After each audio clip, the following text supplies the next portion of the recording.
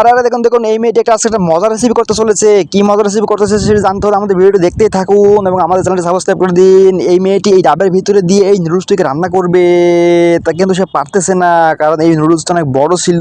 তাই সে তার মাকে ডাক দেয় যাতে করে রান্না করতে পারে। তার মাও ডাবের ভিতরে এই নুডলসটি ঢুকাতে চায় এবং কিন্তু পারে না। তার মা অনেক টেনশনে পড়ে যায়। কি করা যায়, এটি একটু বুদ্ধি আসে অবশেষে। তার মা নুডলসের প্যাকেটের ভিতরে নুডলসটিকে ঢুকাতে থাকে এবং নুডলসের প্যাকেটের ভিতরে নুডলস ঢুকিয়ে দেয়। এই নুডলস ঢুকিয়ে তারপরে কি করে, এই যে নুডলসের প্যাকেটের ভিতরে গরম একটি কাঠি দিয়ে এটিকে সিদ্ধ করে নেয় এবং সিদ্ধ করে এটিকে একটি নির্দিষ্ট স্থানে ঝুলিয়ে দেয় এবং পরবর্তীতে কি করবে, ডাবের ভিতরে যে পানিগুলো ছিল ওই পানিগুলো তখন গরম হয়ে যায় এবং এই গরম পানিটি কি করে তখন সে নুডলসের প্যাকেটের ভিতরে দিয়ে দেয় যাতে করে নুডলস সিদ্ধ হতে পারে।